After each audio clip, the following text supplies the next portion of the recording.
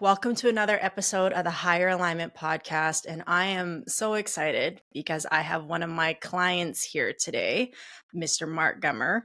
And I am really excited for you guys to hear this conversation because Mark's story is really inspiring and also just super relatable. And I think that's what's really important about being able to do long form content is you get to know people a lot more and understand their stories more. And I think as humans, the parts of us that we typically feel maybe embarrassed about or ashamed of, or like when we question if we're broken, those are the stories we need to share more of because everyone's going through the same thing. So, welcome, Mark, to the Higher Alignment Podcast. How are you today? Thanks, Minh-Thu. I'm very good now. Thank you. Oh, good, good. Did the morning start off stressful, a little hectic, or was it pretty calm? Calm.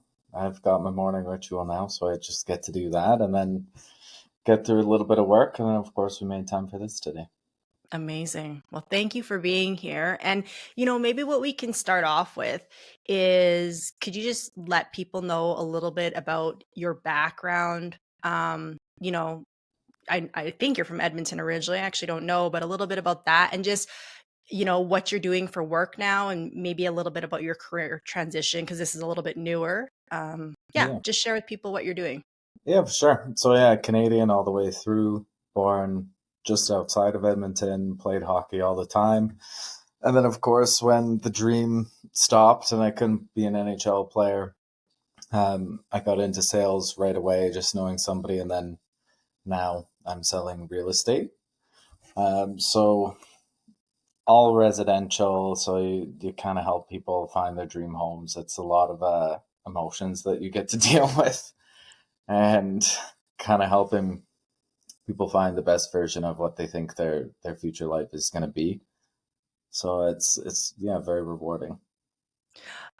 I'm curious, what do you enjoy about that process? Because I know you have, throughout your sales career, whether it be in real estate or other industries, you've always dealt with, like the top 1%. You've always dealt with like a high earning clientele.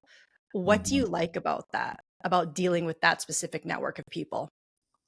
I guess with that specific network of people, there's a type of focus that they all have, which is really good. They're already well adapted in many ways to dealing with the stresses of making an acquisition like real estate or selling something, that could be $1 million or plus. But it's just a bunch of people that I've seen to get along with. They're performance oriented. They just want to know, the information quick, things like that. And if you do a good job, then you're rewarded. I think that's at the end of the day, their success is my success, and they understand that too. Yeah, and I've gotten to know that Mark has a very exquisite taste for the finer things in life. But I mentioned that to say he does. He has immaculate taste, guys, okay? And all across the board, doesn't matter what you're shopping for, Mark's got exquisite taste. Um, but what I like about that, about dealing with that network that you're talking about, because I've dealt with them previously, and currently, I deal with executives now, is I find people in that sector, like you mentioned, like they really know what they want, hmm and it's when they know what they want, they figure out a way to get it. It's not so much an aspect of um it's not so much an aspect of them like being like, oh, I want that, but they're more the mentality like, if I want it, I'm going to figure out a way to get it if they hmm can't already have it. And I find that mentality really inspiring and motivating. I don't know if you find that in like the sales process when you're like, taking them on tours of different homes and showing them different homes, if it's that mentality, or do you feel like you still have to kind of like sell them on things from here and there? Yeah, I guess working in sales, you might not necessarily be selling your own client all the time. Um, of course, you're going to be showing them, but you already know who they are. And I think that's a big difference too, is you get to really enjoy the journey with them. I mean, the destination is obviously like what pays the bills at the end of the day, but The journey's a lot of fun, being able to walk through some of these properties and imagine the different extraordinary lifestyles with them. Um, and if they have kids or dog or pet or certain lifestyle, kind of walking through that imagined future with them is really, it's a really rewarding, fun process for sure. But then, yeah, when it comes time to business, then you can see that switch, and then they already have their checklist of, yeah, I know exactly what I need to make this property work, or the conditions that property already met, but then they might be savvy negotiators or have different things that they need fulfilled. And yeah, you can definitely see at that echelon a different sort of laser focus. Yeah. Yeah, totally. And that's why I like working with that clientele, is because it's kind of a no BS space, right? And they will tell you if you're either on the right track or you're not, but at least you have some direction from them as to like how to fulfill the need that they're looking for, you know? Mm-hmm. So yeah, I love that. So, let's transition a little bit, Mark, into, I mentioned you are a client of mine and we just spent 3 months working together. And knowing the industry that you're in, luxury sales, no doubt about it, high pressure, high demand, you never really get to shut off. And so maybe you can tell people, I guess the way I'll phrase this question is, what was your internal and external world like when or before we started working together? So before you reached out to me, what were you dealing with on the inside? What were you feeling? What were you thinking? What was happening that way? And what was your external world looking like at that time? I think when I reached out to you, there was a big disconnect between my internal and external world or worlds. I always thought of myself as a very calm and composed person, and I could find myself losing that. Um, it's just little things that you'd usually just brush off, all of a sudden could get through a little bit. Irritability was up, and I wasn't able to focus the same way. And when you feel like you're losing performance, you feel like you're losing yourself down, your clients down, you always want to be able to bring the best version of yourself to the table.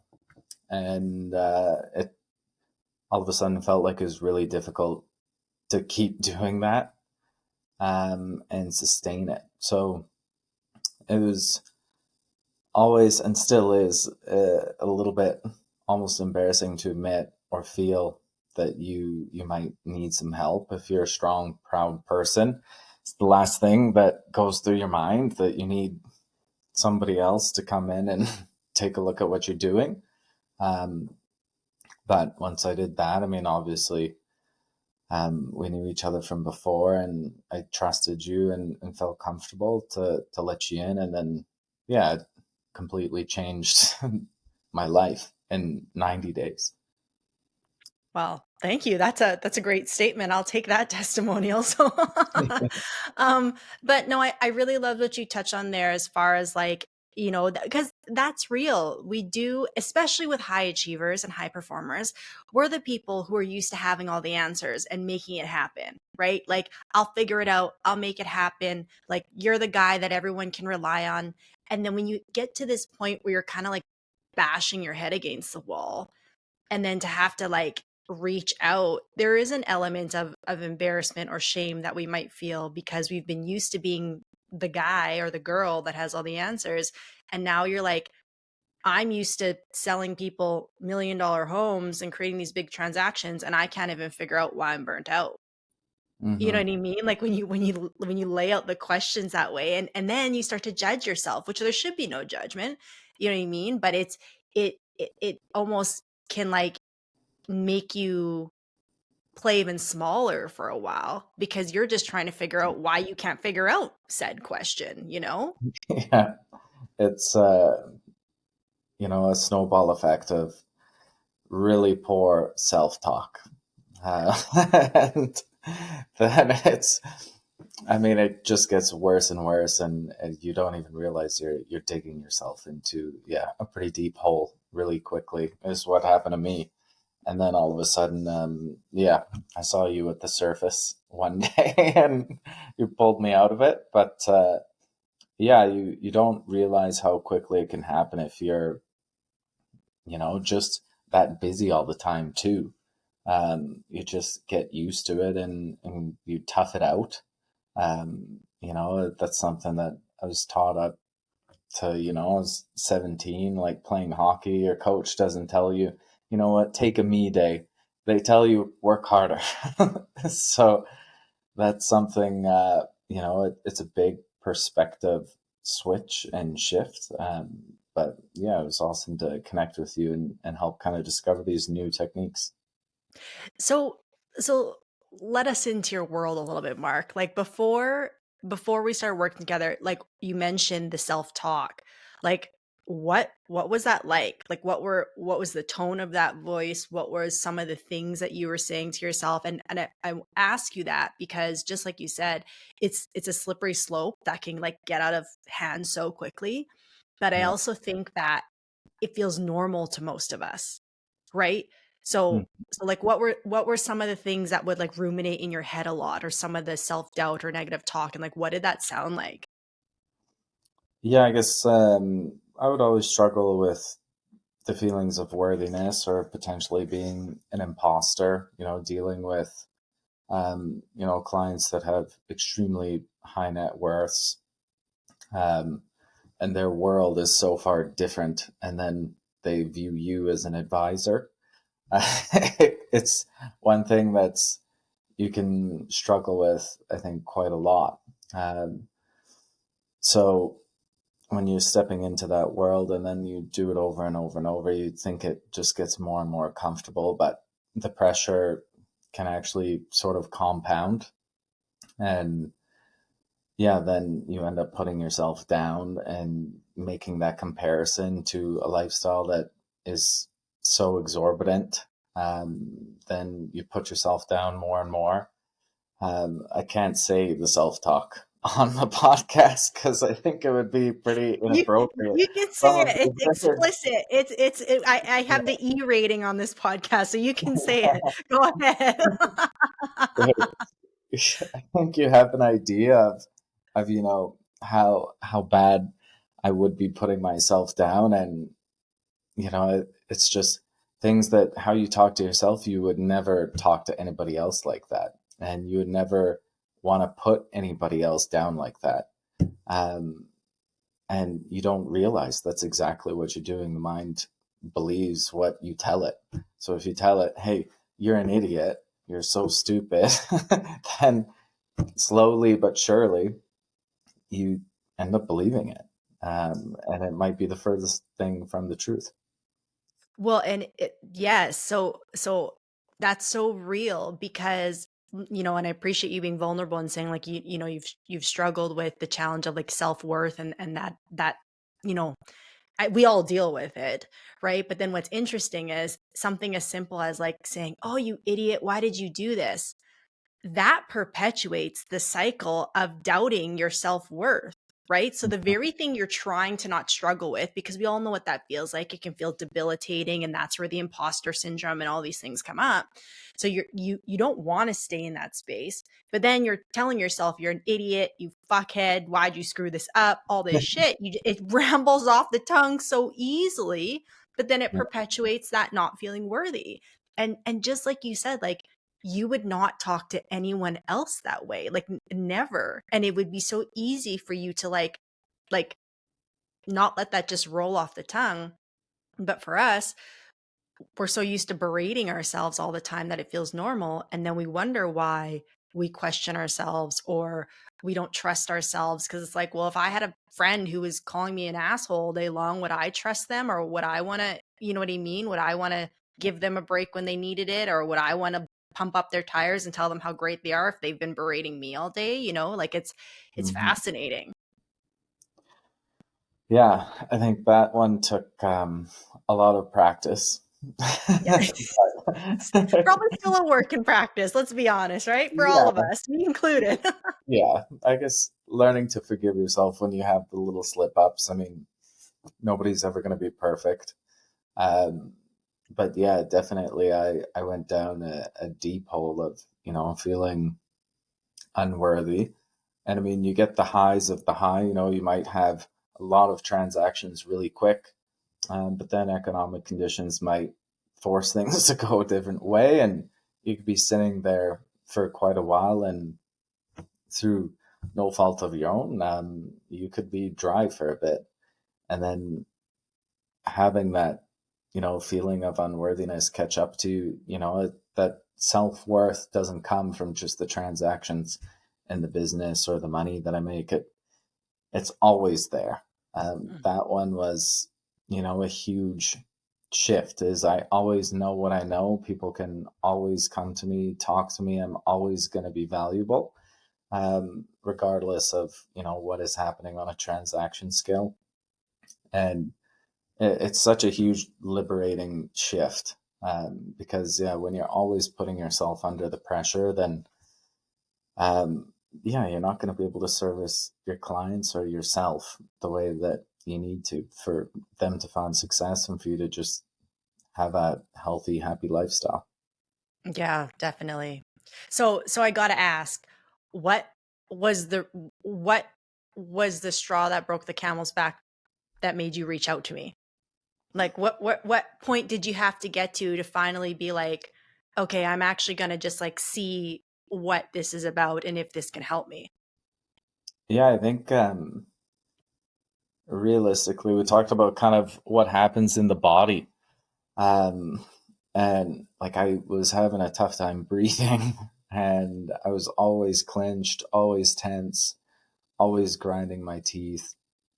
Um, and it just felt like there was like this unbearable weight on me, that I couldn't lift up anymore. And I needed a spot.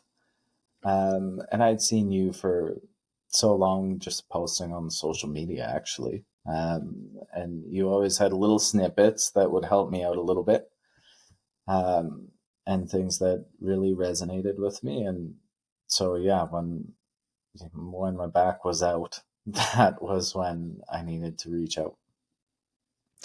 I love that you brought up like what was happening in the physical body because I always say to people like by the time something becomes a physical symptom, that means you've been dealing with it beneath the surface for a long time already, right? Mhm. Like the body is kind of like the last line of defense of being like, hey, we need help, like, hello, and that's why when disease happens or people get cancer or, just like even like you bust a knee or something, like you only become vulnerable physically when energetically beneath the surface, things have been like, eating away at you for a while, so Mhm.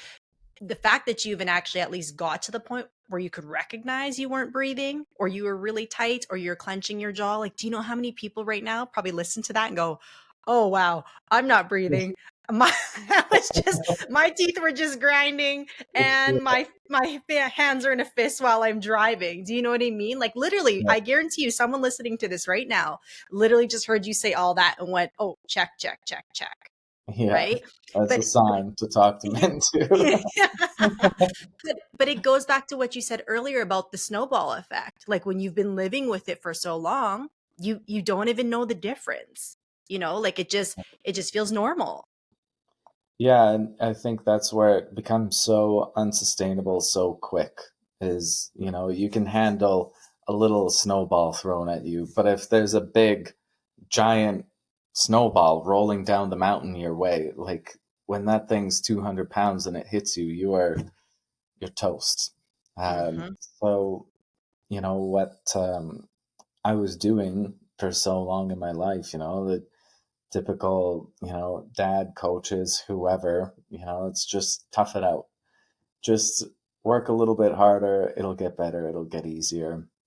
Or my favorite one was work hard, play hard, as if vacationing or doing all these sort of things would make all the work easier. Right. And it absolutely does not. So yeah, uh, just being able to get my breath back. I think it was what, 3 or 4 weeks in, to working with you, where all of a sudden I was like consciously able to regulate myself. That was the first, I think, like major step, and then being able to grow from there, and still growing. Mhm. Because what you laid down for me as a foundation is something that I still get to keep building on.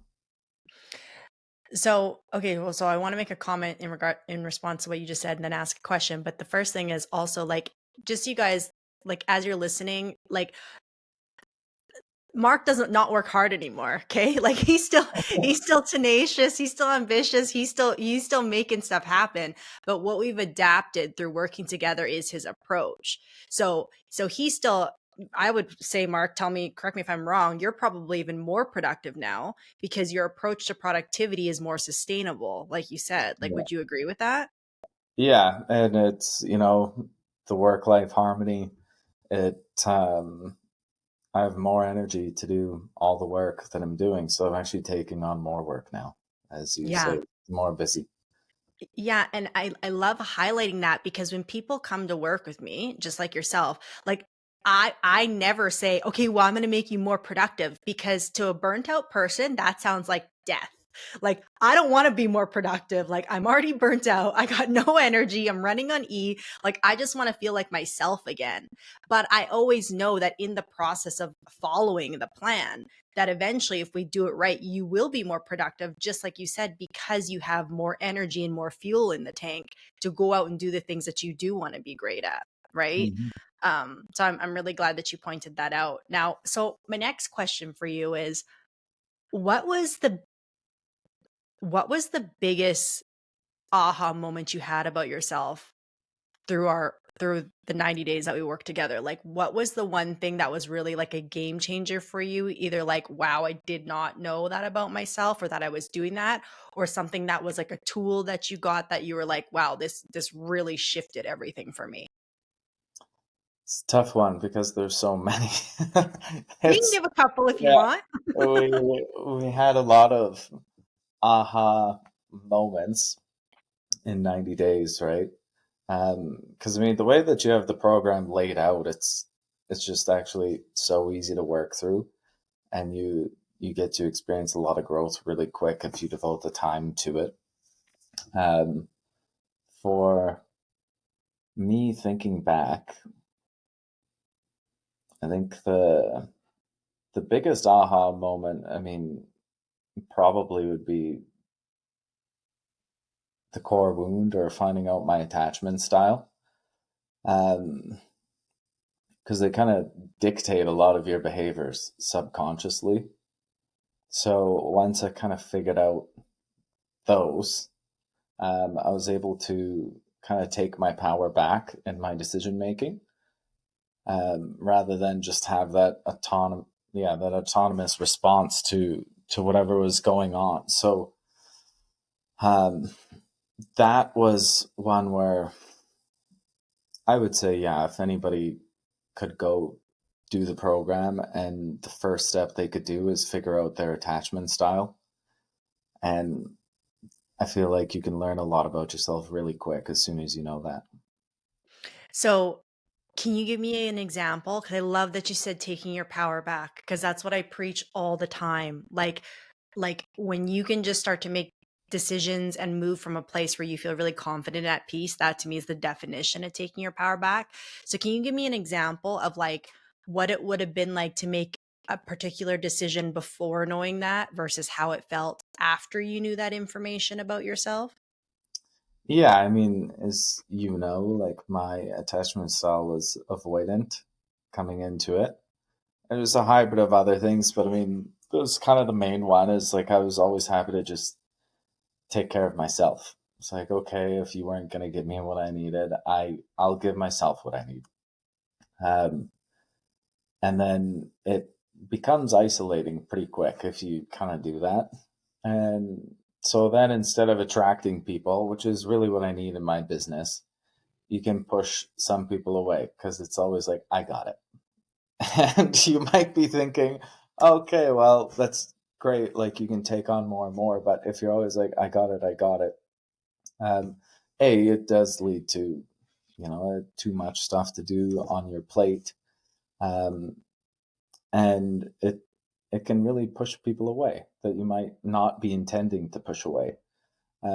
So being able to kind of recognize, like, okay, well, I'm looking at this like way too, I'm just going to do it myself. Let's try a little bit harder, get this conversation going again. And then it actually led to a couple instances already of like much better and deeper collaboration with business partners or clients. So yeah, that's just one instance of it. Um, it's tough to think of everything that happens every day, but I do get to use this stuff every day now.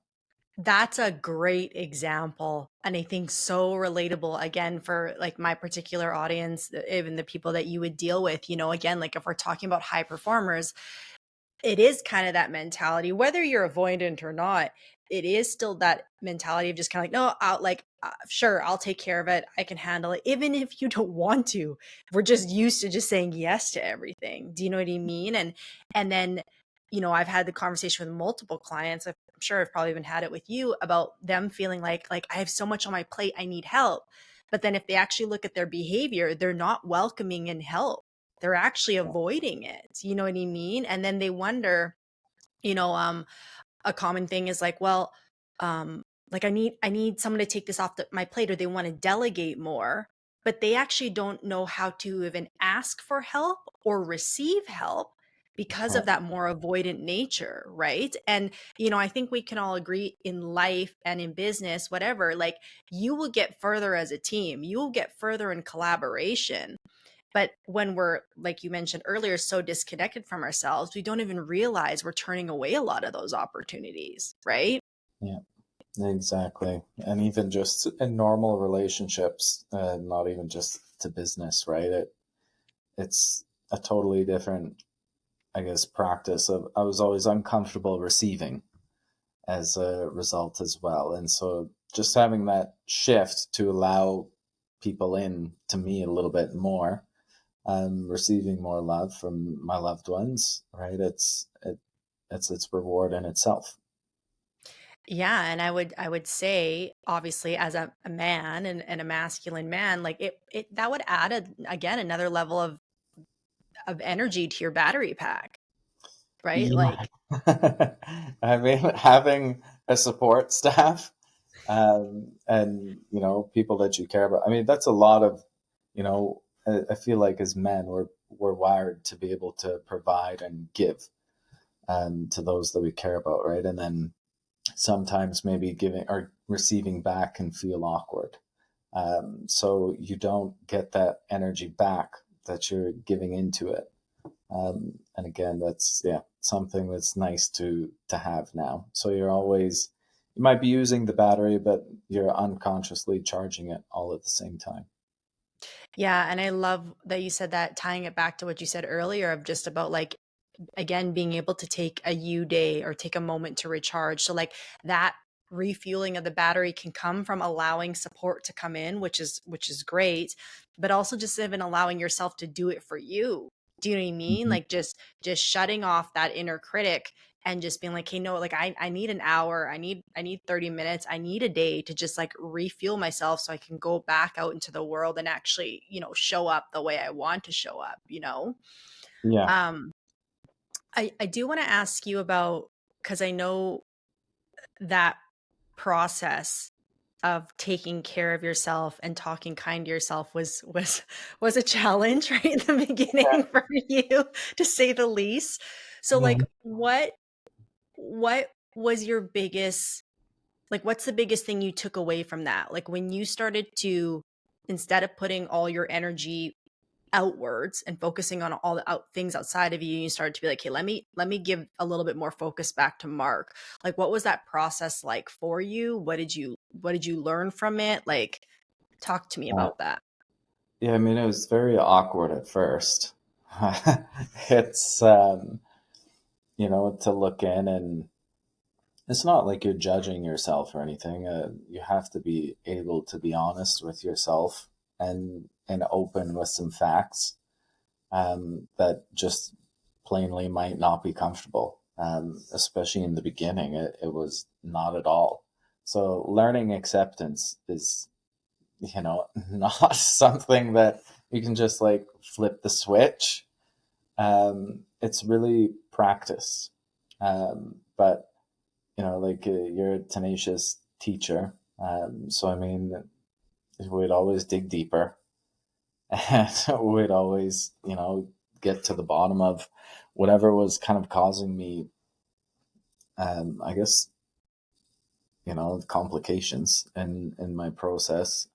But yeah, looking back, and once you get out of that and you can accept it, I think the next step was I was always looking for like that big jump, and I wouldn't reward myself for all the little jumps.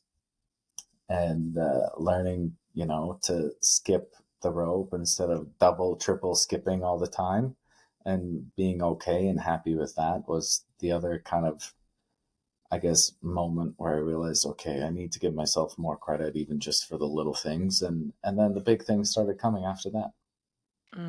I love that. That is so huge that you said that because that is a thing for you. I'm just so proud that you even just vocalized that just now because it is true. Like I've always known you to be again just like you want to fry the biggest fish. Like, and cool, I'll fry all the little ones too, but like they're just like chopped liver. I'm not even gonna pay attention to them. Like I want to go after the big fish. Like you've always been wired that way. Even just like again, like for the finer tastes in life, the things that you like, right? Like you always want to go after that, like again, big fish, you know? So the fact that, and I'll be honest, like I would say probably of all my clients I've worked with, you were the one who was the most visibly hard on yourself. Like Mm. I saw it day in and day out. And not to say that anyone else wasn't. I think all my clients are like that. But you, I could just see it sometimes where I was just like trying to give your head a shake. You know what I mean? I'm like, don't you see how great you are? Like, don't you see how talented you are and tenacious you are? And like I've witnessed this before, but even in this process, like I know there were days where it's like if you like didn't nail the homework I gave you. You were like eating away at yourself and be like, I missed this. And I'm like, yo, chill out. It's okay. Like, or if you like missed one video in a module, or if you missed an exercise that I gave you for homework and you would beat yourself up so easily. And but that was probably something we had to like shake a little bit more out of you, and I know it's still in there a bit, but to see you like with what you just said get to a point where you could just celebrate the little wins and understand that every one of those little wins led to a bigger win. It's like it was like shifting the perspective in the journey and allowing you just to be like more present in the moment. Yeah, yeah, present in the moments, definitely. I think the biggest thing, when I always would imagine the future, it was like I was chasing there and I wasn't there, so I was upset for not being there. It's like, well, I have some things to do to get there, and I need to enjoy them. So definitely, it liberates you and allows you, yeah, to, exactly as you say, take a deep breath and actually enjoy what you're doing now. Yeah, definitely. Um, the other thing we've talked about a lot in your journey is this idea of like no longer playing small, right? Yeah. And playing big and playing full out and letting yourself be seen and on display. And we were talking before we started recording, like I'm seeing you now live that out. Like just the way you're showing up online and showing up in your business. You're walking around with your chest out in a great way. And this wasn't necessarily, the version of you that was there when we started working together. You know what I mean? This is the version that I've always known is inside you, but now I feel like it's starting to come to life in like a really natural way. So like talk to me about that a little bit, like that process of like deciding you don't want to play small anymore, or even like what it felt like to play small before, and like Hmm. now what you're stepping into and how that feels. Yeah, I guess I think being judged was something that as a kid, I mean, you're always, or as a kid, I was always playing sports and like having that competition, the judgment, it just kind of came with it and I was okay with it. But somewhere along the line in adulthood, I kind of lost um, that unshakability. And so worrying about other people's perceptions too much kind of, yeah, made me small, right? It made me a little bit more fearful to like be out there, be who I am, and show myself. Um, and yeah, now it's not like it's all of a sudden gone away and Mark's perfect now, and I don't have any challenges. It's still, you know, in there, but I'm overcoming it.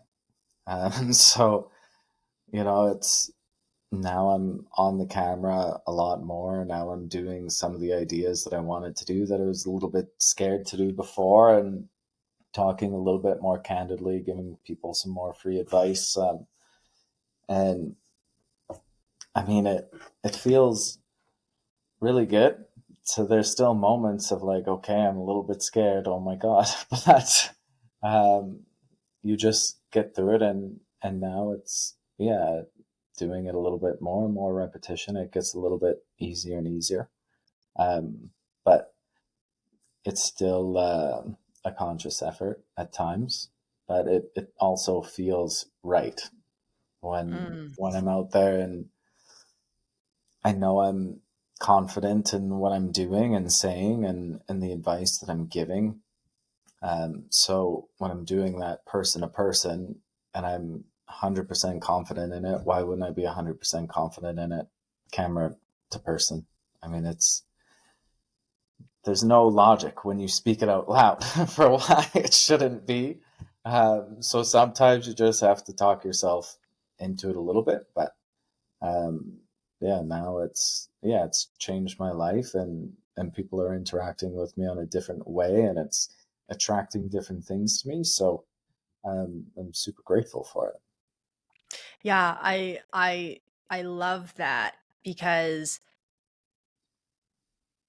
like just seeing you actually like again like I've always known that version of you and I could see it as we go through it, but what's important about that is I think is when people are still dealing with burnout, they have an idea of what they might be able to do, but you really don't have the capacity for it.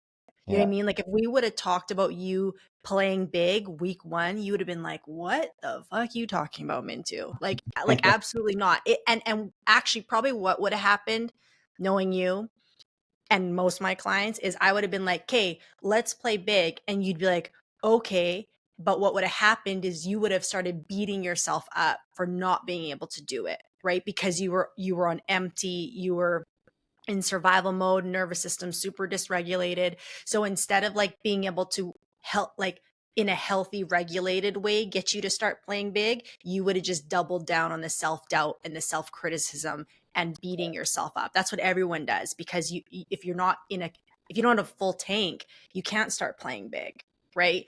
And that's why, the program is laid out the way it is because we need to get you back to ground zero so you can feel like Mark again.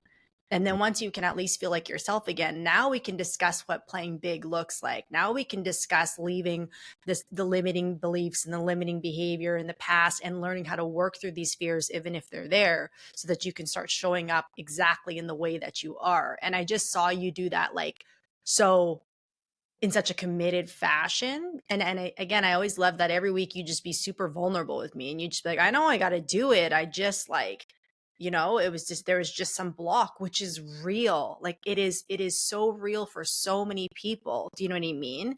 Hmm. But it was like you felt the fear and you chose to do it anyways. And I think that's the, the, um, what is the word? Ooh, what's the word I'm looking for? The determining, not determining, when you have like an X factor. I don't know, X factor will work, but like for people who like go out and do incredible things in the world, and whether that's business wise, impact wise, just period, those are the people who feel fear and choose to move forward anyways. And I would even bet that people who know you, Mark, who didn't know you went through this journey with me, would probably maybe listen to this and be like, Mark felt what? Like he questioned his worth. He like felt like an imposter at times. Like he was burnt out. Like I would guarantee you there are a lot of people who would listen to this and then have no idea what you're going through because you're the guy who's always had it together, you know?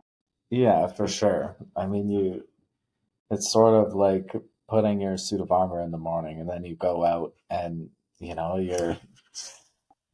you have that different persona but yeah, sometimes it's harder to wear, but you're still wearing it. So, yeah, letting people in when you should be, looking after their interests or something. It just, yeah, I think a lot of people would be surprised. And I mean, maybe it's something that I'm proud of because also I don't want, my stuff to affect my clients.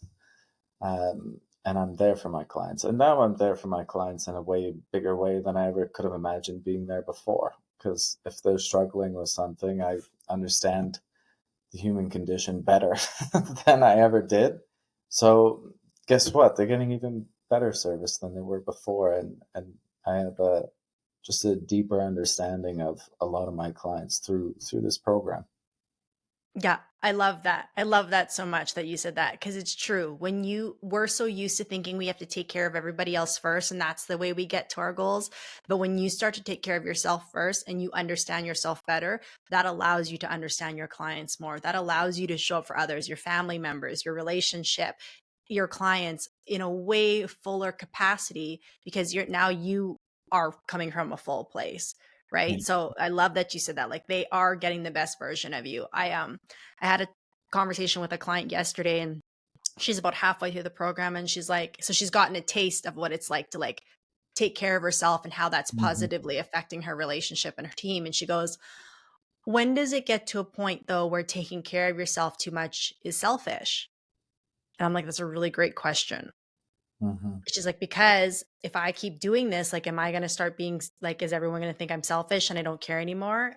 And literally what I said to her is I said, the right job, the right partner, the right other party will understand that you taking care of yourself is the best version of you, which means they will get the best version of you. Right. Hmm. I said, as long as you're communicating in a way that's respectful and they know what's going on and you're keeping them in the loop, like there's no like, just I'm leaving today and not telling anybody because I got to take care of myself. Like that's not going to work.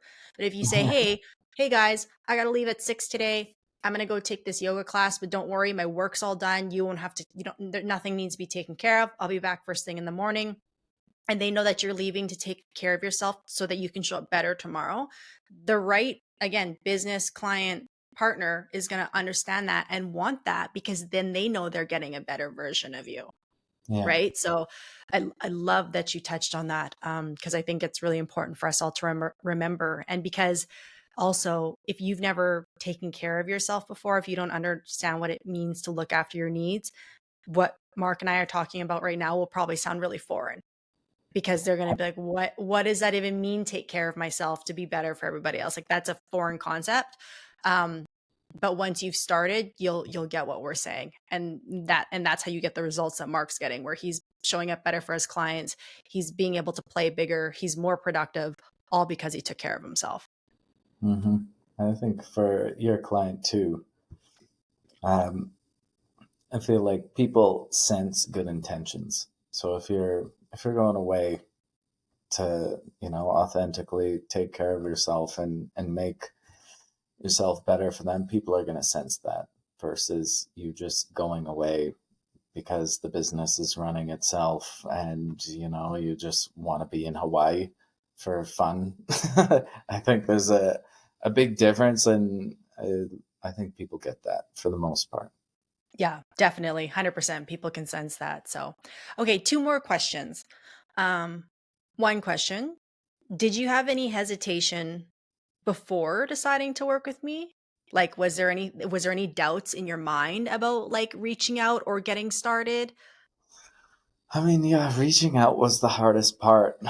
I think we kind of discussed that a little bit, right? It's so hard to sometimes just admit it to yourself, let alone to everybody else. It's that could be the first step is just, not denying it. Right. Um, Once I was there, um, I was kind of overcoming like, well, does this make me weak? Like, am I, just a weak, soft person now that I can't take care of myself? Um, I needed to get over that, even just to message you. Um, but yeah, once I messaged you, I mean, I was game over for me. I was already signed up basically at that point.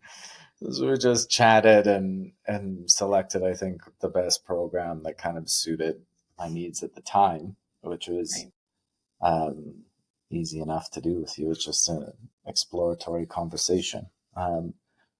But yeah, for me, the toughest part was just admitting it to myself.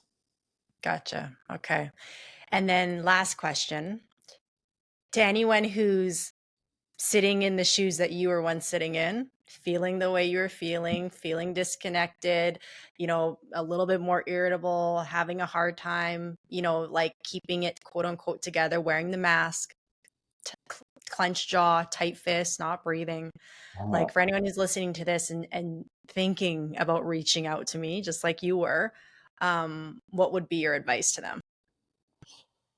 I think get over yourself in the shortest, easiest, most loving way to say it. um, is you're in your own way. And I mean, you and I explored how much I was in my own way in great depth. Um, but you can make a huge change potentially that, it'll make you better in business and these sort of things with burnout, but it gives you so much more than that. Just admit it and explore it, and you'll be excited to see what you find. Amazing. Amazing. Okay. Well, this is a great conversation, Mark. Thank you so much. Now, before we go, please tell people how they can reach you. I'll get your website after and put it in the show notes, but just let people know how you can serve them, what you're in the market of, and how they can reach you. Yeah, I'm in residential real estate in Edmonton, so I work with the agency. If you watch Netflix, Buying Beverly Hills, that's the same agency. So we're an international brokerage. We focus on luxury service at all price points. It doesn't just have to be luxury real estate. Um, but yeah, you can find me on the Agency Edmonton website, on Instagram, wherever you want to see. And yeah, if you're looking to buy or sell, or just, I guess, learn a little bit more about the real estate market, you can give me a call. Amazing. I will plug that all in the show notes, guys. So if you're looking in Edmonton, reach out to Mark and we'll catch you in the next episode. All right. Thank you, Mintu.